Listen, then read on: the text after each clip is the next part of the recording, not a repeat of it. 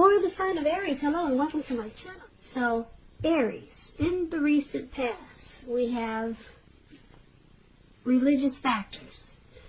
And this card says your love life is influenced by your religious upbringing and spiritual path. And religious factors is paired with valor. And on the flip side, it says be courageous.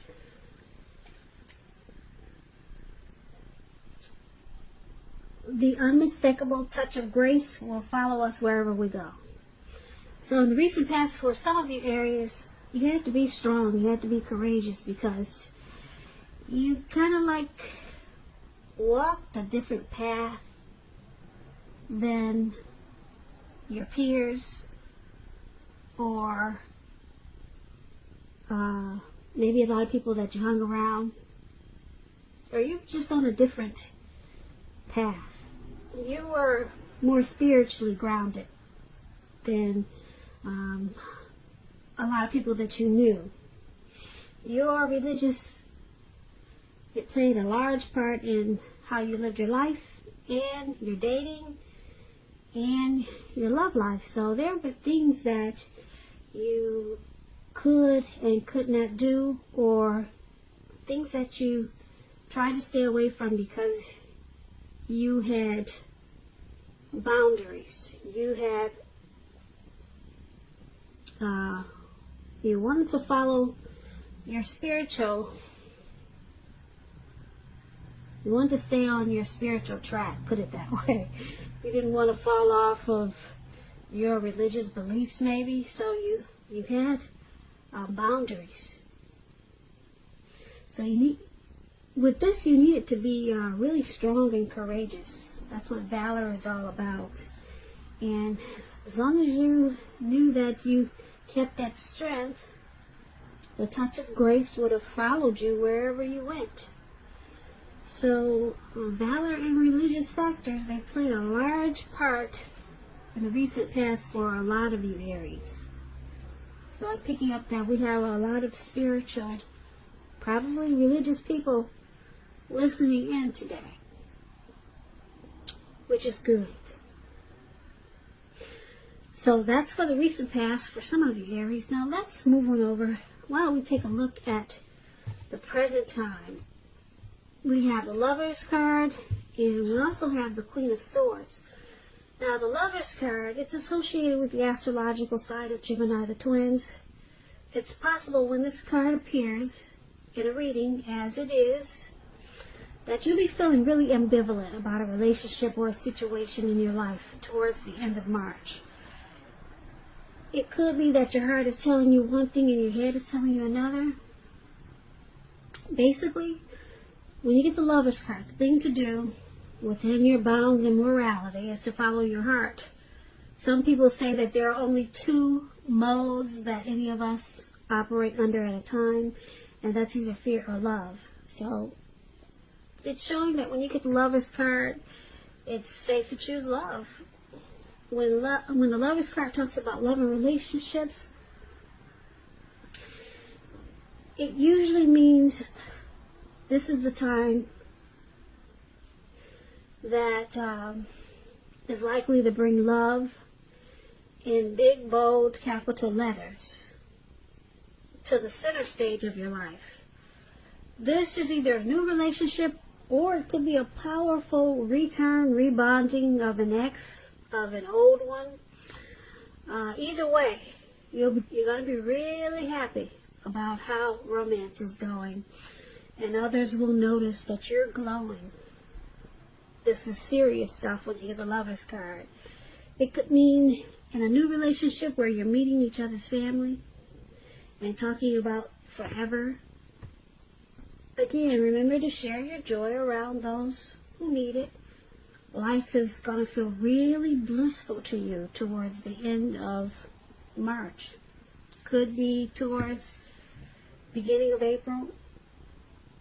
But the Lovers card is it's a very beautiful, beautiful experience. It's paired with the Queen of Swords. Now the Queen of Swords, it can point to a woman in your life. This can be a woman, she's not to be trifled with. She carries her sword really strong and proud. Just like you see in the picture. This person, she could have hair on the dark end of the spectrum, dark hair, dark eyes. But it could go either way. And keep in mind, if this is not a person coming towards you or a person in your life, it's pointing to you having a need to be forceful and honest in some situation just to get your needs met. You probably will be feeling like you need to put your foot down. The Queen of Swords, it indicates that your instincts are going to be serving you really well, really well. You already know what it is that you already know what it is that you need. So you're just going to have to go after it. Like I said, this Queen of Swords, it's about a very forceful energy.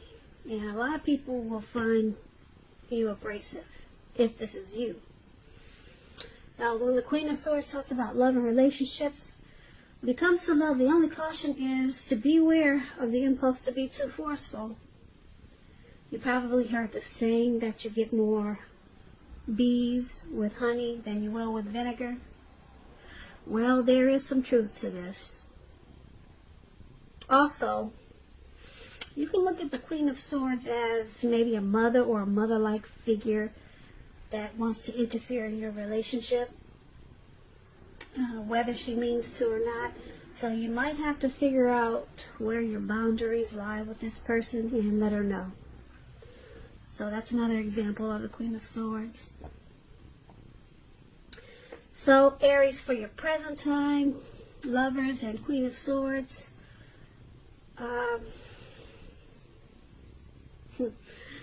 you got a great love that's coming up, or you're in a relationship and it's just going to start to feel really wonderful. If you're already in one, it's going to feel like a coming together, a union, a partnership of deep love, the strength of two, where you're going to start to fall in love. Or if you know this love thing never happens for you, you're going to find that you're going to have some type of good opportunity coming towards you by the end of the month in April. The Lovers card is really big, really big. But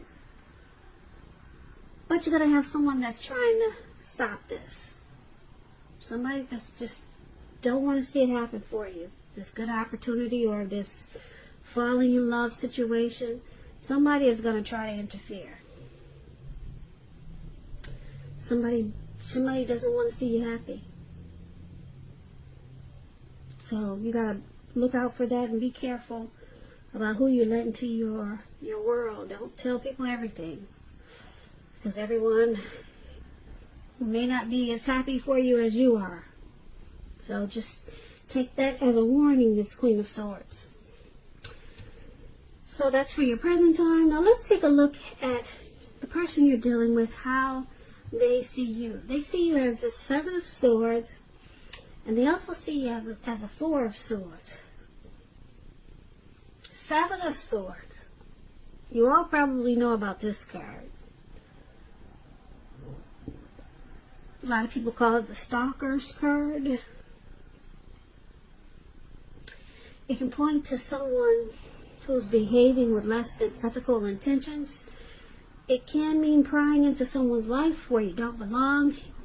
If you sense that someone is spying on you, Aries, you're probably right. And if you're tempted to dig through someone else's life, unless it's that of your minor child who is giving you cause for concern, you might want to resist the impulse. Because we all know that everyone deserves privacy. When the Seven of Swords talks about love and relationships, if you're committed, it's a clear message that trust is crucial. And if you're feeling suspicious for some reason about your partner, you're going to have to make a point to talk. Talk about it even if it's difficult.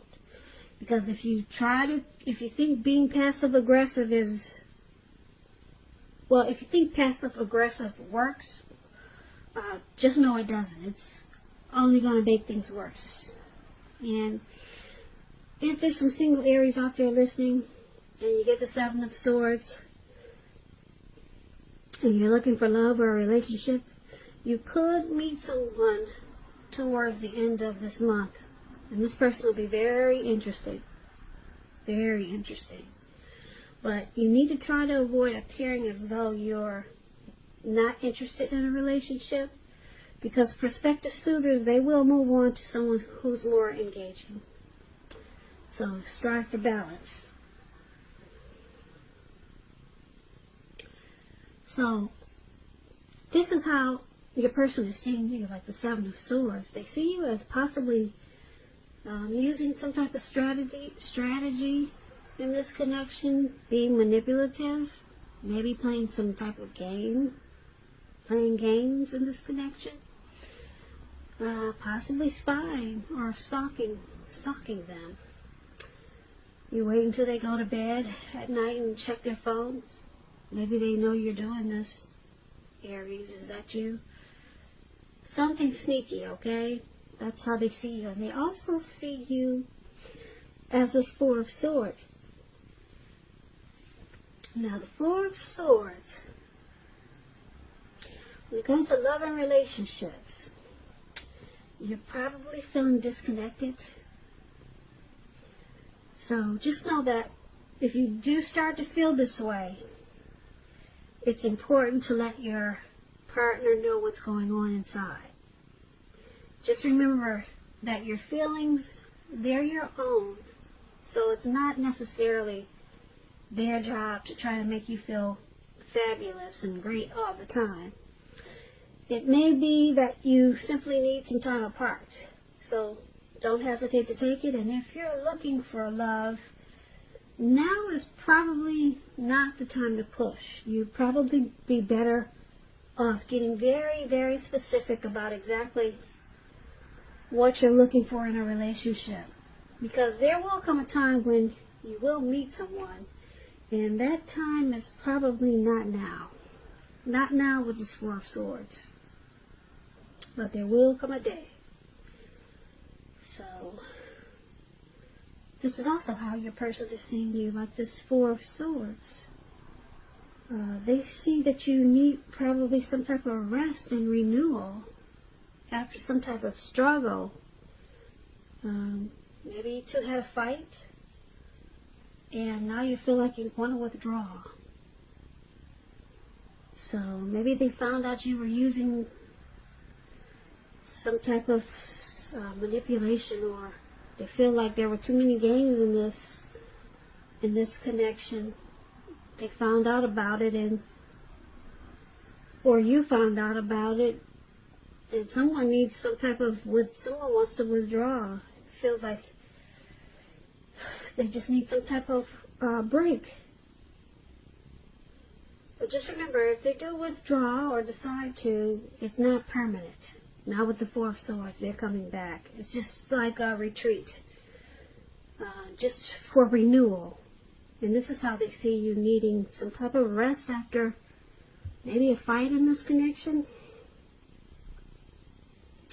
And like I said, they do see you as possibly using some tactics. So there's some trust issues there. With the Seven of Swords brings trust issues. Now you need to you need a break. They see you needing a break because something about you're not really trusting this connection. So you've been using some type of game or strategy. So they see you, like I said, needing a break, wanting to withdraw. But it's not permanent. Not when you get the Four of Swords. So, once again, that's how they see you. Now let's take a look at how you see them. You see them as the Eight of Wands and the Hangman. Now the Eight of Wands, a lot of things could be up in the air. Could be up in the air, okay? And you're going to probably feel frustrated, tired of waiting. But when you get the Eight of Wands, it's an indicator that you're going to have to be patient a while longer. You may already have done all that you can do.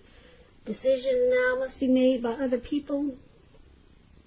When you get this card in the reading, nothing seems to be moving ahead. So don't try to force things. Don't try to force anything. It's likely to backfire on you if you try to force. So just know that sometimes our actions, they're all in the wrist. And all you can do is put your best out there and see where it lands. You put your best out there, now you just have to wait. Okay, so when the Eight of Wands talks about love and relationships, you're probably feeling ready for a commitment that doesn't seem to be coming in. Again, you cannot push someone before they're ready. You cannot get your needs met by force. So try to distract yourself if necessary, and your person, your lover, they may be back to you before you know it, offering you the love you've been hoping for on a silver platter. So this is how you see your person.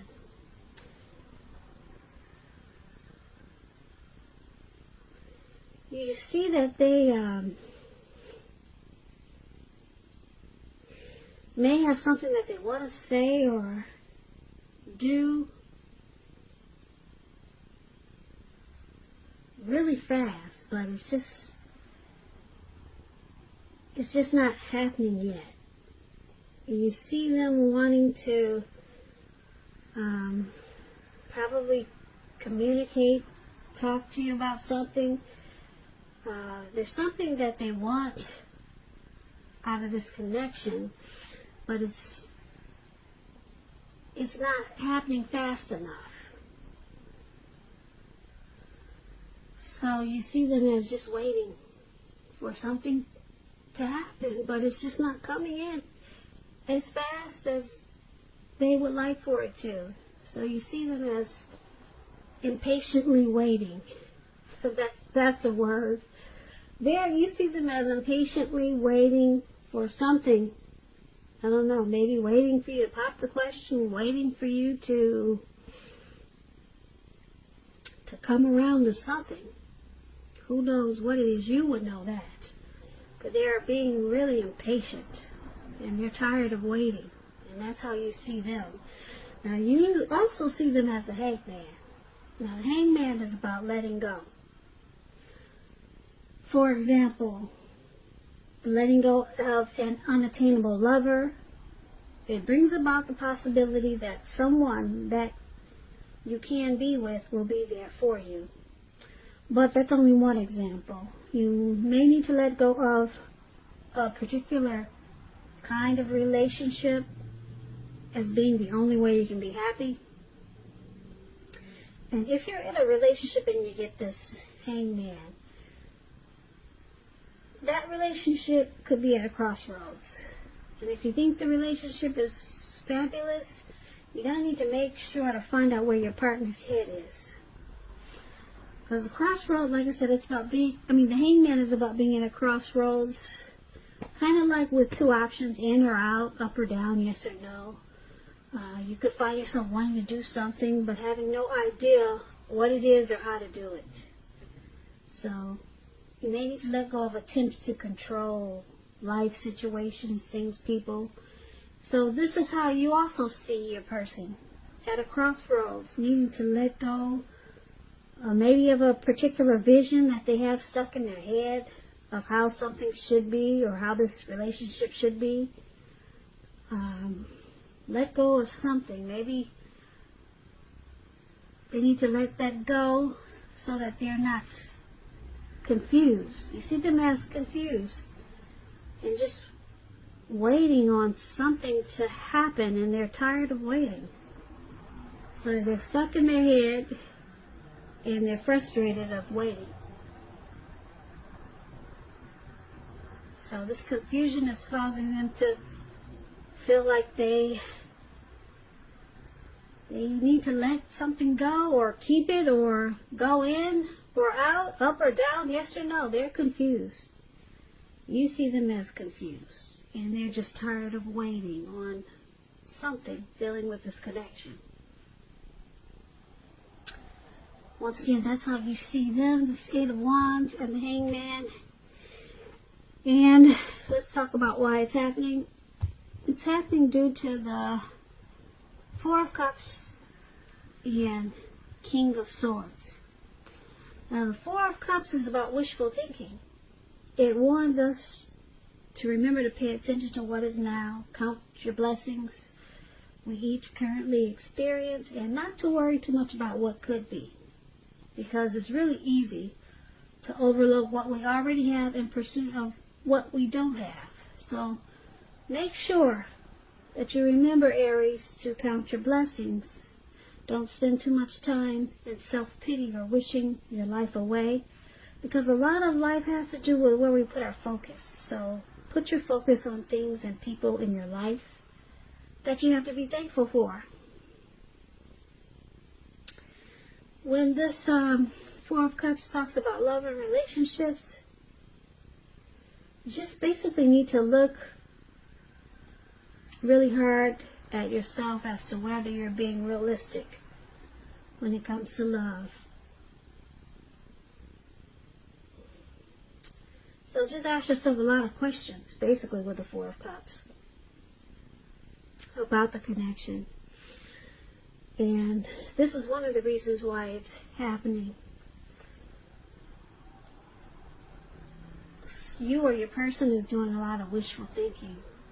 Kind of like forgetting to count your blessings in this connection.